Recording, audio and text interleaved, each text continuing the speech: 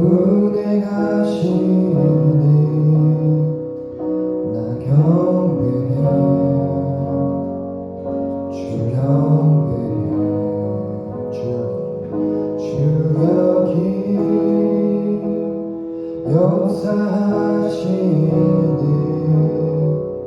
나 경배해 주 경배해 큰 길을 만드시는 주 큰 기적을 행하시는 주 그는 나의 하나님 약속을 지키시는 주 어둠 속에 빛이 되시는 그는 나의 하나님 우리만 만드시는 우리만 만지시는 주 나 경배해 주 경배해 우리만 치료하시는 우리만 치료하시는 나 경배해 주 경배해 우리만 변화시키는 우리만 변화시키는 나 경배해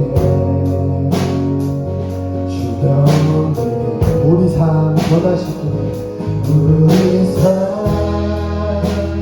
변화시키는 나 경배해 주 경배해 우리만 고쳐주시는 우리만 고쳐주시네 나 경배해 주 경배해 큰 길을 만드시는 주 큰 기적을 행하시는 주 그는 나의 하나님 약속을 지키시는 주 어둠 속에 빛이 되시는 그는 나의 하나님 나의 하나님 나의 하나님 나의 하나님 나의 하나님 나의 하나님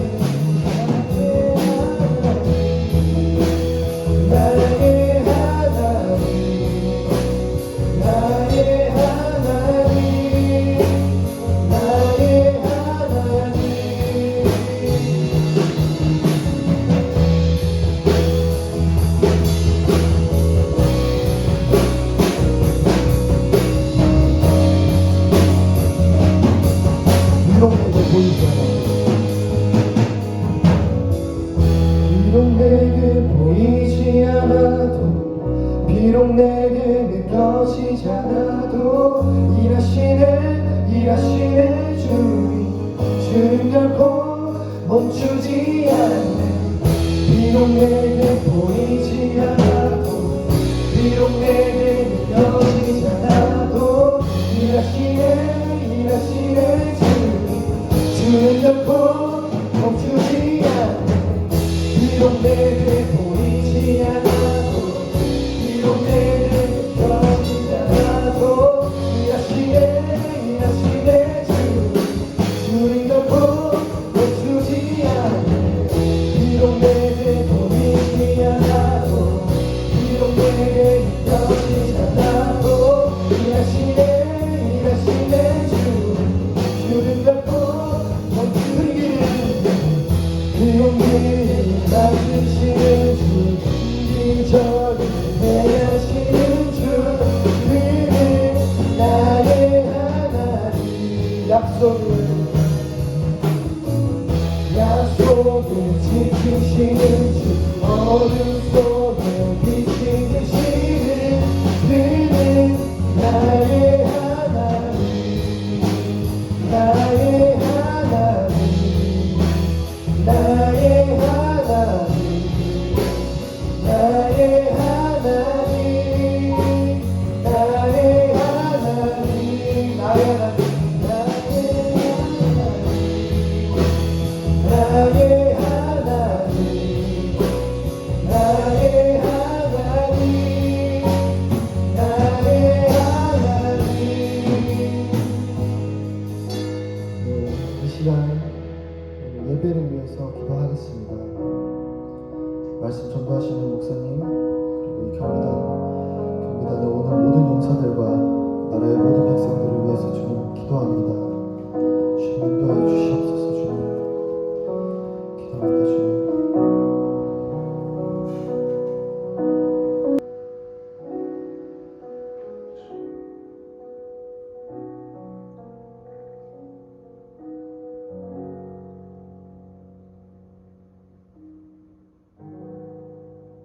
사랑하는 하나님, 우리가 주님을 사모하여 또 이 자리에 모였습니다.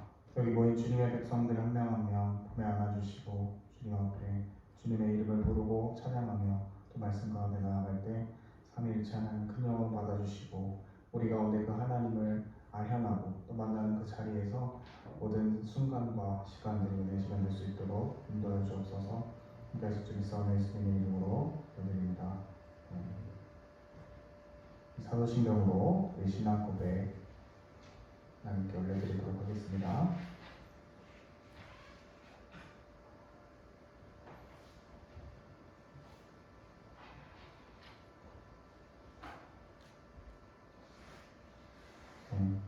함께 사도신경 고백하겠습니다. 나는 전능하신 아버지 하나님 천지의 창조주를 믿습니다. 나는 그의 유일하신 아들 우리 주 예수 그리스도를 믿습니다. 그는 성령으로 잉태되어 동정녀 마리아에게서 나시고 본디오 빌라도에게 고난을 받아 십자가에 못 박아 죽으시고 장사된 지 사흘 만에 죽은 자 가운데서 다시 살아나셨으며 하늘에 오르시어 전능하신 아버지 하나님 우편에 앉아 계시다가 거기로부터 살아있는 자와 죽은 자를 심판하러 오십니다. 나는 성령을 믿으며 거룩한 공교회와 성도의 교제와 교회의 몸의 부활과 영생을 믿습니다. 아멘. 오늘 하나님께서 내려주신 말씀은 마가복음 6장 1절에서 13절까지의 말씀입니다. 마가복음 6장 1절에서부터 13절까지의 말씀입니다. 혹시 양해를 좀 구하면 물 한 잔만 좀 갖다 주실 수 있으신가요? 이거 좀 부탁드리겠습니다. 마가복음 6장 1절에서 13절까지 말씀입니다.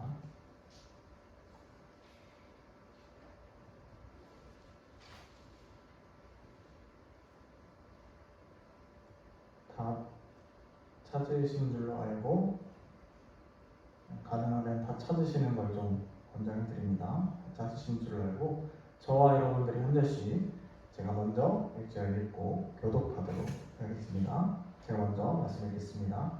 예수께서 거기를 떠나사 고향으로 가시니 제자들도 따르니라.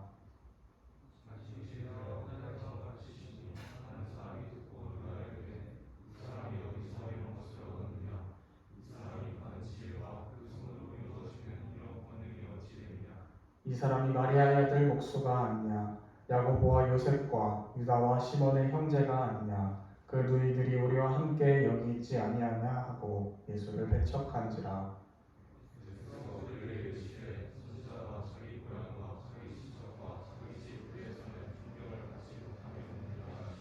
거기서는 아무 권능도 행하실 수 없어 다만 소수의 병자에게 안수하여 고치실 뿐이었고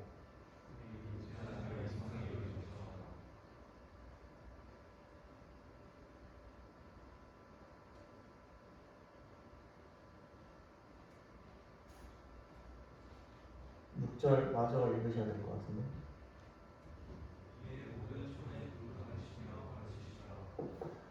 12제자를 부르사 둘씩 둘씩 보내시며 더러운 귀신을 제어하는 권능을 주시고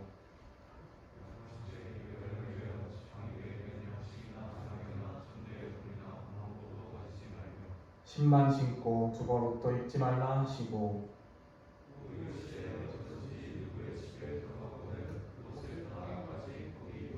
어느 곳에서든지 너희를 영접하지 아니하고 너희 말을 듣지도 아니하거든 거기서 나갈 때 발 아래 먼지를 떨어버려 그들에게 증거를 삼으라 하시니 함께 읽겠습니다. 나는 귀신을 쫓아내며 나는 병자에게 기름을 발라 주시더라. 아멘. 네. 네. 우리인가 제자인가 라는 제목으로 함께 말씀 나누도록 하겠습니다. 네, 제목은 따로 안 나오거든요. 네, 반갑습니다. 오늘부터 처음 예배 같이 드리고 또 말씀 나누게 될 최명호 목사라고 합니다. 너무 반갑고 여기가 건조해서 그런지 제가 지금 오후 경배단을 오전에 갔다 와서 그런지 목 상태가 이렇게 좋지는 못하네요. 양해를 좀 부탁드리고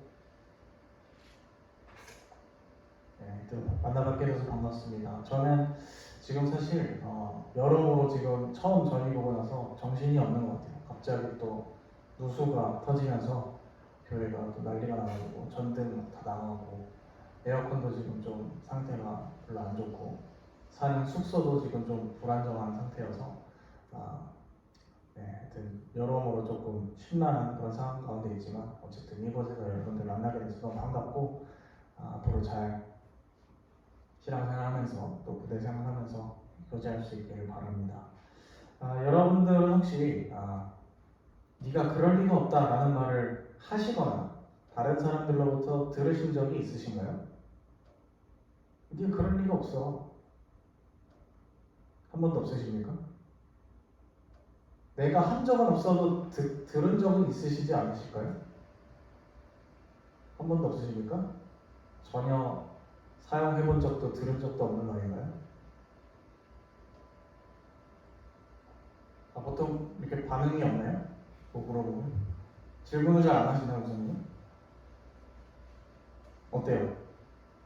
없으면 없다, 있으면 있다 이렇게 피드백을 해주시면 좋을 것 같아요. 네? 없어요? 한 번도 없어요? 태어나서? 진짜로? 그래요? 듣거나 한 적이 한 번도 없다고요? 그렇구나. 네. 어쨌든 여러분 그럼 어느 상황에 이 말을 쓰실 것 같아요? 한 번 좀 해본 적도 없고 들은 적도 없다고 하니까.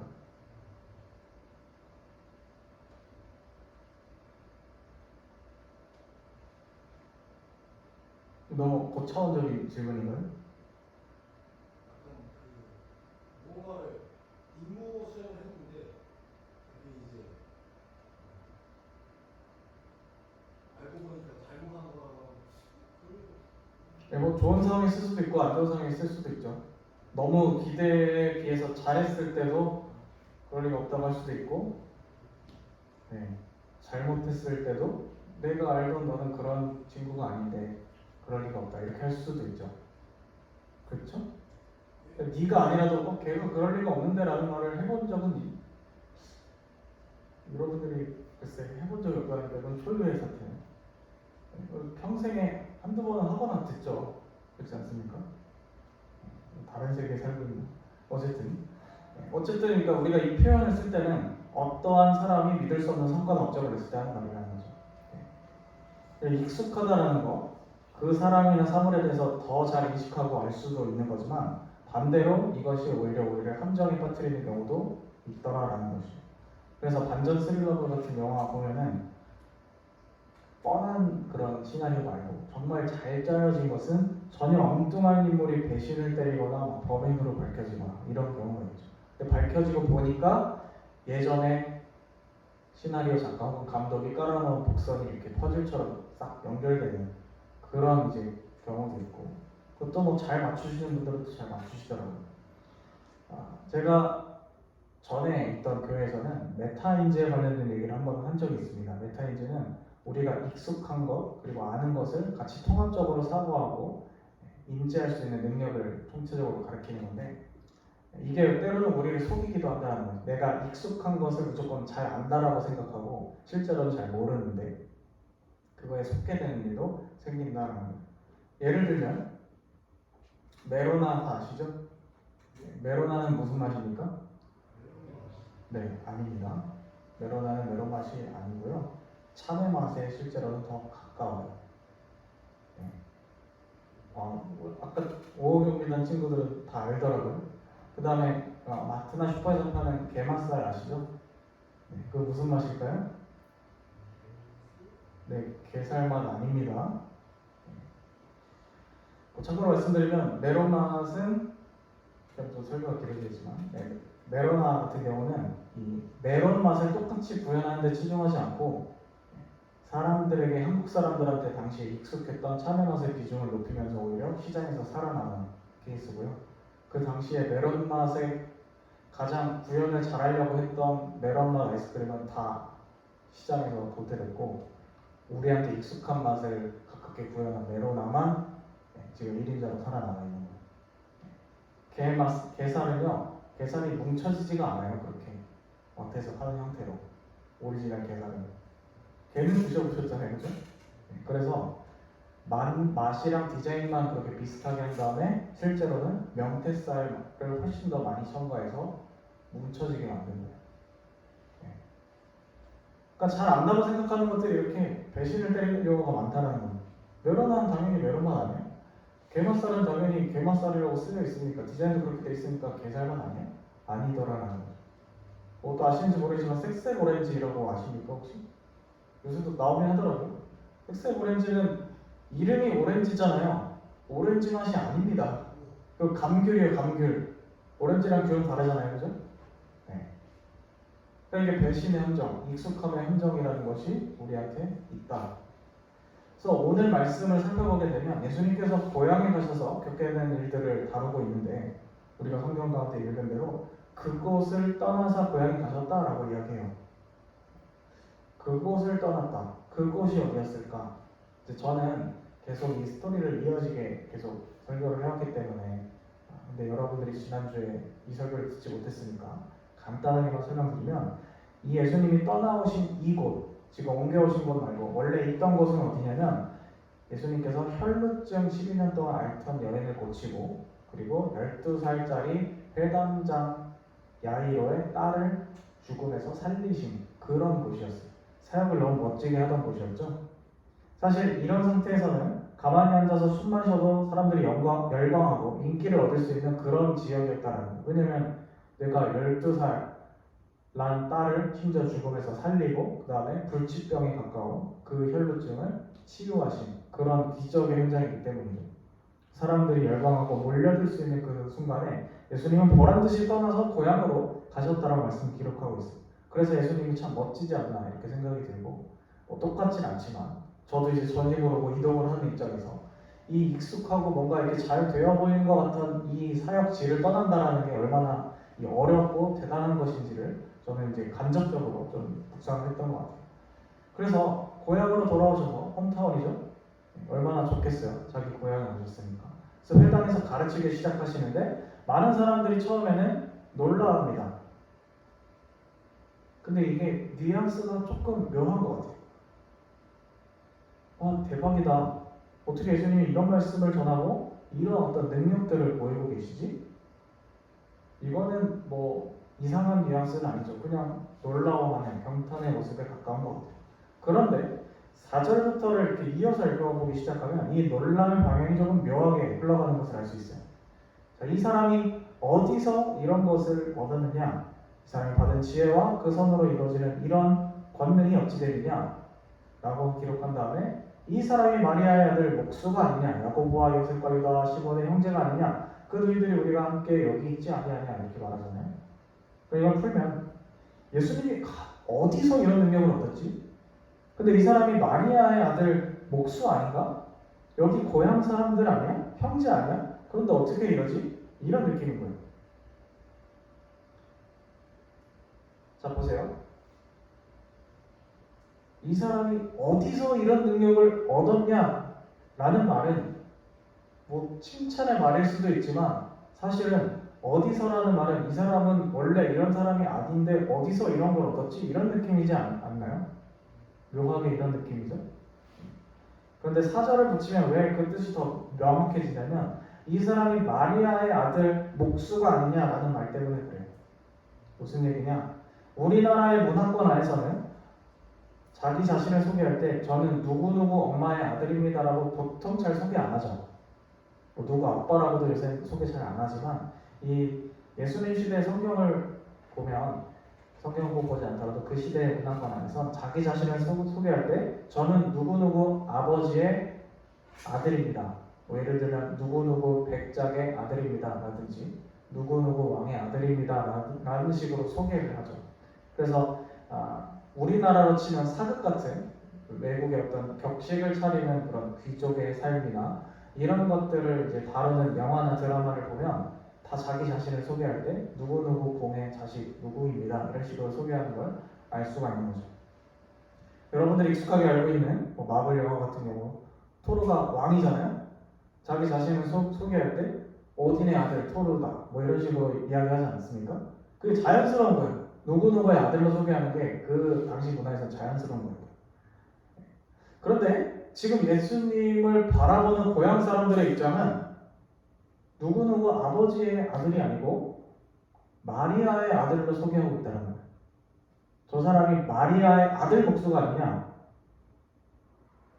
물론 이게 뭐 가부장제적인 그런 것들이 있습니다. 원래 사회가 기존에는 가부장제였으니까 이거 깨려고 막 요새 막 바뀌고 있잖아요, 시대가. 그런데 예수님 시대에 이렇게 말했다는 건 뭐냐면요. 이 사람을 제대로 인정하고 있지 않다라는 거예요. 여기에는 비하인드 스토리가 있습니다. 우리가 잘 알고 있는 것처럼 예수님께서는 성령으로 잉태하셨잖아요. 그렇죠? 아리마대 요셉이라는 아버지가 분명히 있음에도 불구하고 이 사람이 요셉의 아들이 아니냐라고 하지 않고 마리아의 아들 아니냐라고 했던 이유는 바로 그걸 가리키는 거예요. 스캔들이었다는 거지. 그러니까 이걸 조금 더 쉽게 이해하면 쟤는 애비 없이 태어난 사생아야 라는 비난이 들어가 있는 거예요. 고향 사람들의 입장에선 그 사정을 아는 사람들은 그냥 요셉이 아빠가 친아빠가 아니라고 알고 있는 거죠. 그래서 비꼬고 있는 거예요, 사실은. 야, 쟤 마리아 사생아 자식 아니야? 근데 어디서 이런 능력을 얻었지? 이거는 칭찬이 아니죠. 그렇죠? 물론 놀라우니까 그렇게 했겠지만 제대로 들어보면 칭찬은 아니에요. 쟤는 저럴 인물이 아닌 건데 이런 뉘앙스가 담겨져 있는 거죠. 그러니까 예수님이 가르치는 메시지가 얼마나 하나님 나라에 정통하고 그 말씀 가운데 진리가 선포되는 지혜에 주목하는 것이 아니고 내가 알고 있는 저 예수는 사생아인데 어떤 저런 천한 출신이 저런 능력을 어디서 얻었을까? 이러고 있는 거죠. 그리고 결국엔 그러한 결과로 인해 내가 알고 있는 정보로 인해서 예수님을 어떻게 합니까? 배척했다고 나오죠. 예수님이 배척당하셨다고 기록하고 있어요. 저 사람 우리 고향 시골 목수 출신인데 저희 형제들 중에서 뭐 특별한 사람 하나도 없고 별거 없는 그냥 무근본 무스펙 집안이야. 뭐 별거 없는 거지. 이렇게 도출이 돼서 예수님 배척을 당하신 거예요. 내가 저 사람 알만큼 아는데 우리 고향 사람이라 아는데 그런 인물이 아니야. 그런 깜냥이 아니야. 이런 무서운 선입견으로 하나님 나라의 가능성과 차단, 가르침과 가능성을 다 지금 차단시켜버리고 있는 거예요. 그래서 배척하다라는 말이 쓰이고 있는데 이게 에스칸달리존트라고 하는 이제 헬라어 원어입니다. 이게 영어로 따지면 뭐냐면요, 스캔들. 에스칸달리존트 나오는 게 스캔들입니다. 좋은 뜻 아니죠? 뭐 우리는 보통 연애설 이런 거에 좀 국한돼서 쓰는데 원래 스캔들이라는 자체는 좋지 않은 이슈 이런 것들을 다 훔치에서 쓰고 하잖아요. 올무에 걸려 넘어지다, 함정에 빠지다, 죄에 빠지다라는 뜻을 가지고 있어요.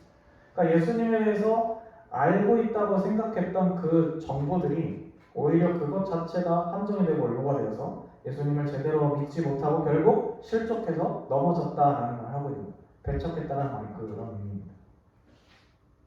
그래서 이 말을 잘 생각해보면 오늘날의 교회와 수많은 그리스도인들이 때로는 신앙생활에서 이탈하고 실족하는 이유를 생각해보면 뭐 여러 가지 이유가 있겠지만 예수님을 전혀 모르기 때문에는 아닐 거라는 거예요. 오히려 예수님을 알 만큼 안다라고 생각하고 스스로 그렇게 믿고 있는데 그렇게 되는 경우가 적지 않다는 거죠. 여러분들 생활관에서 그런 얘기 많이 들어보시지 않았나요? 뭐 교회 간다고 하거나 뭐 기독교 믿는다라고 하면 밟아서 아는데 뭐 이런 식으로 말하시는 분들 한두 번 또 겪지 않으셨습니까? 아니, 이 경험은 있으시죠? 네. 좀 지나면 분명히 경험하실 거예요. 그래도 내가 뭐 고등부 학생회장까지 했는데 뭐 이런 식의 이야기들. 나는 뭐 찬양 인도도 했었는데 지금은 뭐 교회 안 다녀. 예수님 뭐 이제 안 돼요. 교회는 이런 거야, 저런 거야. 내가 신앙생활 해봐서 아는데 어떻게 보면 가장 위험한 태도라는 거예요. 교회 안 다녀본 사람들도 마찬가지예요. 대한민국에 살면서 예수님이라고 했을 때 그게 도대체 누구요라고 아예 모른다는 듯이 말하는 사람은 한 명도 없을 거예요. 그렇죠? 내가 교회 문턱 한 번 안 밟았어도 예수님이 대충 누군지는 다 알아요. 그렇지 않겠습니까? 상식이니까. 근데 여러분 이게 다가 아니잖아요. 그런 일부의 정보로 기독교를 다 이해했다고, 하나님을 다 이해했다고 착각하는 것은 대단한 오해라는 거죠. 스스로 불행해지는 길이기도 하고. 여러분 이게 악기든지 공부든지 뭐 보컬 레슨이라든지 가르치기 가장 어려운 사람이 어떤 사람인지 아십니까? 기본기가 없는 사람? 아니에요. 진짜 어려운 사람은요, 자기가 알 만큼 안다고 생각하는 사람, 혹은 예전에 잘못 배워서 안 좋은 습관이 되어 있는 사람, 그리고 그걸 계속 고집부리는 사람, 고치기 제일 어려워요. 아예 그 기본 지식이 없는 사람은요, 그 강사가 혹은 그 선생님이 시키는 대로 합니다. 뭐 기타 칠 때든지 노래 발성이라든지 아니면 뭐 공부라든지. 근데 뭔가를 뭐 옛날에 어설프게 뭔가 배웠어. 이런 사람은요, 강사 이렇게 하라고 해도 그렇게 안 해. 다르게 해. 나는 이렇게 배웠다. 이런 확신이 있는 사람, 또 고집 좀 있는 사람 있잖아요. 안 하는 거예요. 가르치기 제일 어려워요. 잘못된 습관이 굳어져 있어서. 그러니까 선입견과 교만을 가득 찬 사람은요, 새로운 가능성을 볼 수가 없는 겁니다. 딱 그 내용이 오늘 말씀 가운데 적용되는 상황이지 않을까 이렇게 생각을 해보는 거죠. 그래서 예수님께서는 선지자가 자기 고향과 친척과 자기 집에서는 존경을 받지 못함이 없다. 이 말은 내가 여기서만 선지자로서 존경을 받지 못한다. 너희들은 나를 인정해주지 않는구나. 이런 말씀을 하십니다. 근데 굉장히 이상한 점은 다음 구절인 5절의 말씀인데, 앞서 계속된 능력과 이적을 통해서 하나님 나라를 가르치시고 분명히 직접 보여주셨던 예수님인데, 여기서는, 고향에서는 아무 권능도 행하실 수 없다라고 기록한다는 거예요.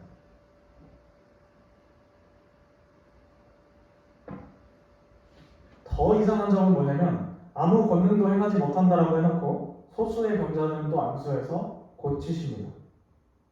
그러니까 이제 두 가지인 거죠. 왜 이전 지역에서는 자유롭게 활동하시고 사역도 하시고 진짜 죽은 자의 죽은 딸도 일으키시는 그 예수님께서 여기서는 못하셨는가? 그리고 못한다고 해놓고 왜 병을 또 소수는 고치셨는가? 분명한 것은 여러분, 예수님께서는 능력이 있으신 분입니다. 그렇죠? 우리가 찬양으로 또 고백했잖아요. 큰 기적을 행하시는 주, 우리의 어떤 예상과 예측을 뛰어넘는 하나님 찬양했는데, 근데 예수님께서 이 능력을 사용하실 때 아무 때나 자기 자신을 증명하기 위해서 남발하시면서 사역을 하신 것이 아니고요. 대체로 공통점이 있는데, 그것은 하나님께 정말 갈망함을 가지고 갈급한 마음을 가지고 그 중심 가운데 하나님 나라를 바라는 사람들을 향하여서 그 능력을 사용하셨다는 거예요. 그 이유는 너무 명확한 거예요. 하나님의 나라는 이렇게 하나님 나라를 사모하고 갈망하는 자들을 위한 자들의 것이다 라는 것을 가르치시기 위해서입니다. 기적을 행사하는 것 자체가 목적이 아니에요. 내가 하나님의 아들이라는 걸 단지 증명하기 위한 어떤 의식 같은 게 아니라는 거예요. 예수님의 모든 선포와 말씀과 기적은요, 전부 다 뭐랑 연결되어 있냐면 하나님 나라는 이런 것입니다를 가르치기 위한 것과 연결이 되어 있거든요. 그러니까 아까 제가 이상하다라고 했던 이 구절의 말씀은 불신하는 사람들, 자기를 믿지 못하고 배척하는 사람들 때문에 예수님의 마치 능력이 무력화돼가지고 여러분들 게임용으로 따지고 디버프가 걸려가지고 스킬을 갑자기 못 쓰는 상황이 됐다는 거, 이런 의미가 아니라는 거죠. 뭐 슈퍼맨이 크립토나이트 만지면 이렇게 약해지는 것처럼 우와 이렇게 약화된 게 아니고, 그래서 그런 오해를 막기 위해서 소수의 병자들이 고침받는 사건을 기록하고 있는 거예요. 예수님이 못하셔서 안 한 게 아니다. 그래서 거기서는 아무런 일도 행하실 수 없었다라는 말은 예수님을 나름 안다라고 자부하는 사람들의 배척과 이 불신이 가득한 그 상황을 가리키는 말이지 예수님의 능력이 무력화가 아니다. 하나님 나라의 권능은 이런 사람들에게 임하지 않는다. 그래서 권능을 행할 수 없었다라고 기록한 거죠. 그 와중에도 믿음 있는 자들은 분명히 예수님께 나와서 고침을 받았어요. 제가 이제 공부하던 학교에서 신학교에서 교수님이 한 분 계신데 독일에서 그 독일 튜빙엔이라는 이 대학에서 성서학, 신약학 분야를 굉장히 알아주는 학교거든요. 그 학교에서 석사, 박사를 다 마치신 분이 있어요. 그래서 국내에서 신약학의 권위자다라고 할 수 있는 넘버원이라고 할 수 있는 교수님이 계십니다.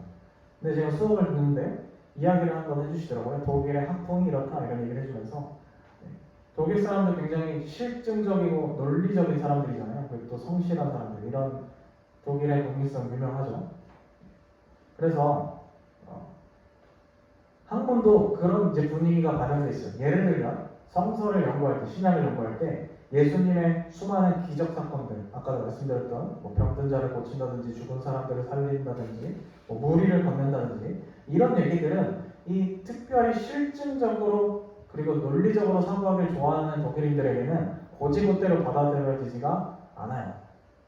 이 말은 이 구절을 통해서 뭔가 다른 의도를 하기 위해서 이 말을 써놓았을 거야. 이런 식으로 이해하는 거예요. 무슨 말인지 이해가시죠? 그러니까 문자적으로 이해하지 않는다는 거예요. 다른 의미를 생각하거나 어떤 것 때문에 이 말이 덧붙여졌을까 뭐 이런 것들을 이런 쪽으로 생각하는 거예요. 그게 이제 뭐 독일 다 그런 건 아니지만 학풍이 그래요. 근데 재밌는 건 뭐냐면요. 뭐 조영기 목사님 한 번씩 들어보셨죠? 모르세요? 여의도 순복음교회 지금 바뀌셨지만 제가 그분 막 그렇게 좋아하지는 않지만 존경하지는 않지만 어쨌든 그분이 와서 독일에 한번 내한에서 집회를 하신 적이 있다고요. 근데 그분이 그게 있어요. 기도하면 병이 낫는 일종의 신유 은사를 가지고 계세요. 지금 뭐 활동 안 하시지만 독일의 그 실증주의 사고로 무장된 사람들이 그걸 보고요 멘붕이 오는 거예요. 왜? 우리 세계관에서는 이게 일어날 수가 없는 일이거든. 이런 건 다 비유여야 되고 실제로 일어날 수 없는 일이거든.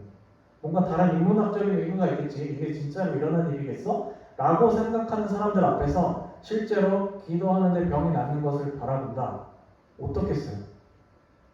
그게 뭐 외국의 어떤 동영상을 찍은 거면 야 저게 뭐 조작 아닐까? 주작 아닐까? 뭐 이렇게 얘기하겠지만 자기가 아는 사람들이 유학에서 현장에서 독일 사람들이 낫는 걸 보면 당연히 놀라겠죠. 그렇죠?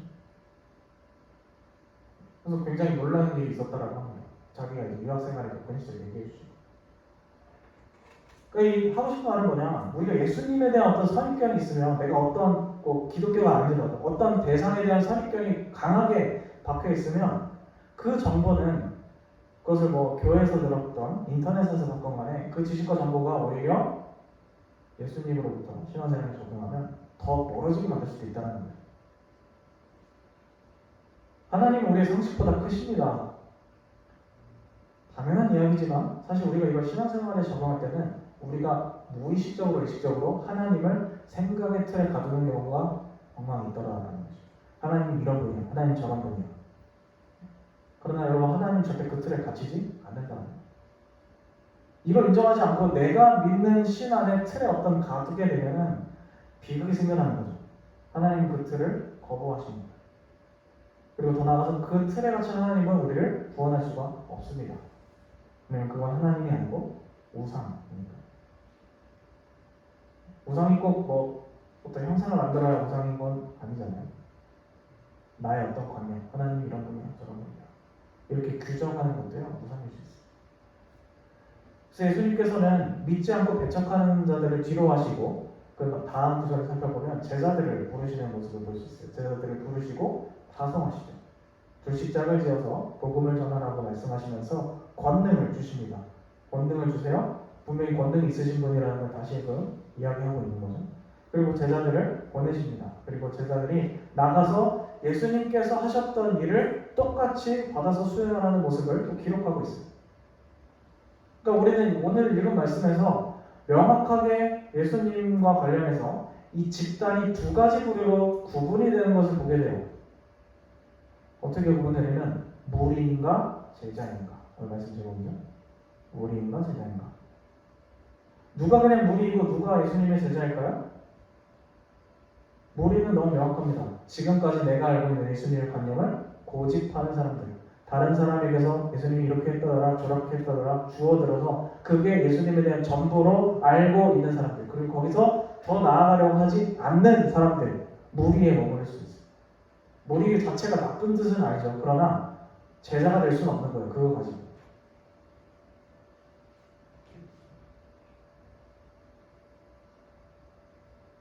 제자는 누굽니까? 그것을 넘어서서 내가 비록 나에게 익숙하지 않지만 나에게 낯선 예수님의 얼굴과 모습도 용기 있게 받아들이고 더 나아가서 순종할 수 있는 사람, 그게 제자예요. 예수님이 십자가에 못 박히실 때를 잘 생각해 보면요, 빌라도가 물론 최종적으로 재판을 했지만 그 전에 군중들의 이렇게 민심을 물어보는 장면들이 기록되어 있잖아요. 무리들이 다 뭐라고 얘기하니까 십자가에 못 박으라고 소리 질러서 못 박히시게 되잖아요. 마찬가지였어요. 군중 심리, 무리 심리가 반영되어 있었어요. 결국 우리에게 충동질하면서 예수님 죽으시는데 그 무리들은 도대체 왜 예수님을 못 박으라고 소리를 질렀는가? 내가 소문을 들었을 때는, 내가 예수님에 대해서 들었을 때는 필요할 때 먹을 것도 주시고 병도 고쳐주시고 마치 산타클로스처럼 우리에게 좋은 거를 다 해주시는 굉장히 좋은 분으로 생각했다는 거예요. 근데 예수님 복음서를 여러분 잘 읽어보시면 사람들의 기대에 항상 부응을 해주시나요? 그렇지 않아요. 정말 분위기가 너무 좋은데 갑자기 사람들에게 호통을 치시고 자리를 떠나시기도 하시고, 네. 자기 무리가 기대했던 어떤 기대에 전혀 반하는 행동을 서슴없이 하십니다. 왜냐하면 예수님을 인기를 얻기 위해 오신 분이 아니니까요. 하나님 나라의 일을 위해 오신 분이기 때문에 이 불연속적이면 불일치 않은 면들이 있을 때 대중들을 당황하고 예수님은 아랑곳하지 않고 자기 살 일을 하십니다. 왜 이런 거죠? 진짜 예수님 말씀도 진짜 잘 가르치시고 이렇게 꼰대 같았던 종교 권력자들의 어떤 메시지들을 굉장히 잘 비트시면서 막 사이다 발언도 잘 하시는데, 아니 왜 저런 죄인들이랑 창녀들이랑 같이 어울리면서 놀지? 이런 게 좀 마음에 안 드는 분들이 계속 생겨나는 거예요. 예수님을 바라다 보면, 소문을 들어보면. 아니 예수님 메시아라고 하면서 빨리 이스라엘 왕으로 등극하셔서 속된 말로 이 로마 황제의 뚝배기를 빨리 빼주시고 이스라엘을 세계 최강의 국가로 빨리 안 만들어주시나? 근데 왜 자기가 십자가에 죽는다고 이상한 말을 하지? 예수님은 굳이 자신을 배척하는 이상한 교회와 그리스도인들을 위해서 이러지 않으세요. 그 당시에도 그러셨고 오늘날도 마찬가지입니다. 그러니까 우리가 내가 아는 예수님, 너무나 잘 알기 때문에 우리와 심지어는 구분도 잘 되지 않는 예수님, 그래서 내 생각이 곧 예수님의 생각으로 바로 연결되는 그런 익숙한 예수님과 이제는 좀 결별할 때가 되지 않았나, 여러분들께 도전을 드립니다. 결코 우리 생각 속에 갇혀 계시지 않게. 그보다는 낯선 예수님, 어떻게 예수님이 이런 말씀하시지? 왜 예수님이 이런 행동을 하시지? 예수님이 나는 이렇게 가고 싶지 않은데 왜 내 삶을 이렇게 인도하시지? 이런 예수님과 마주하고 직면하는 용기가 필요한 거예요. 그래야 그 한 사람의 신앙이 성장합니다. 우리가 그런 신앙생활을 자주 겪고 접할 때 하나님의 뜻을 빙자해서 나의 욕망과 뜻을 이루려는 그러한 것에서 벗어나서 정말 그분의 말씀 자체에 순종할 수 있는 법을 배워가게 되는 거예요. 참된 그리스도. 여기서 말하는 제자가 바로 그런 거죠. 낯선 예수님을 받아들일 준비가 된 사람. 내가 아는 예수님의 모습이 전부라고 생각하지 않고 내 생각과는 다른 불편한 예수님들을 경험하더라도 겸허히 따를 수 있는 사람, 그 사람이 제자입니다. 그리고 그 사람을 통해서 하나님은 일하고 계십니다. 오늘도. 혹시 고민, 이런 고민 있으신 분 계십니까? 신앙생활은 좀 꽤 된 것 같은데 기독교는 좀 왜 별거 없는 거 같지? 왜 신앙생활이 이렇게 회의가 되지? 이런 분들 계세요? 뭐 여러 가지 이유가 있을 수 있습니다만은 적지 않은 이유는요. 예수님에 대해서 의외로 깊게 생각하지 않기 때문에 그래요. 나 예수님 알 만큼 아는데 조금 뭔가 우리에게 익숙한 예수님만 보려고 하기 때문에 그리고 그 생각이 사로잡혀 있으면요. 성경을 읽어도 낯선 예수님의 모습이 심지어 등장해도 그걸 어떻게 하냐면 우리 머릿속에서 필터링합니다. 채색해요. 이거는 예수님이 그렇게 하신 말이 아닐 거야. 그런 의미로 하신 말이 아닐 거야. 아니거든. 여러분들께 도전드립니다. 낯선 예수님의 인도를 꼭 경험하실 수 있길 바라요. 그냥 하나님을 당연히 좋은 분, 어려울 때 찾는 분, 나를 사랑하는 분, 뭐 이게 맞지만 그걸 넘어서는 그 하나님을 경험해야 이 기독교의 정말 정수 가운데 우리가 들어갈 수 있는 거예요. 막연히 그런 하나님을 산타 같은 분으로 여기고 퉁치지 않길 바랍니다. 거기서는 새로운 게 나올 수가 없어요.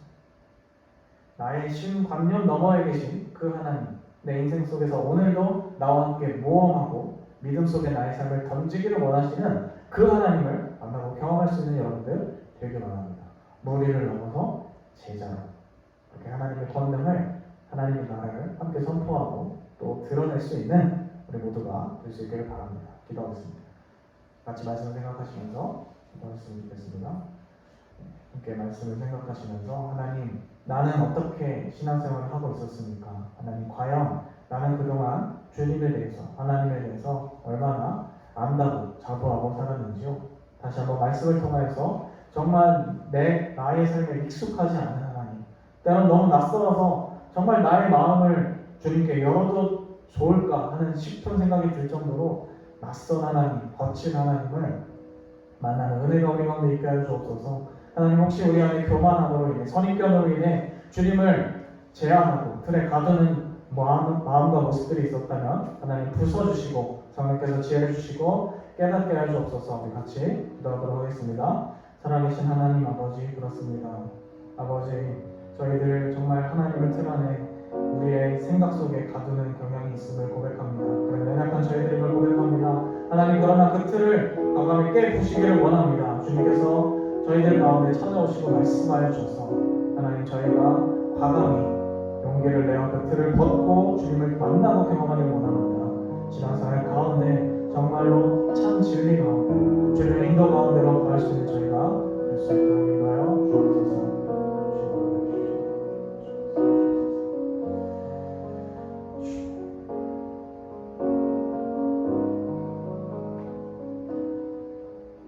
살아계신 하나님, 오늘 말씀을 통하여 다시금 주님 앞에 용기를 내어 낯선 예수님, 나의 생각과 예측을 벗어나신 하나님을 경험하기를 소망합니다.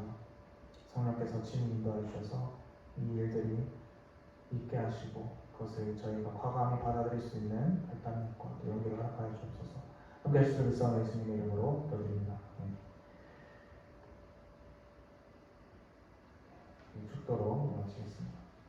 지금은 우리 구주 예수 그리스도의 은혜와 하나님 아버지 극진하신 사랑하심과 성령의 역사 충만케 하시니 오늘 함께 말씀을 듣고 우리에게 다가오시는 주님, 우리 삶을 인도하시는 그 주님을 틀 안에 가두지 않고 매일매일 새롭게 경험하는 은혜의 하나님, 놀라우신 하나님, 우리의 생각과 예측을 넘어서시는 그 하나님, 그 주님의 얼굴을 기꺼이 마주하고 또 기꺼이 순종하여 주님의 권능과 하나님 나라를 사람들 앞에 드러내기를 마음속에 다짐하는 주님의 자녀들 백성들 머리머리 위에 지금부터 영원까지 함께 하시기를 축원하옵나이다. 아멘.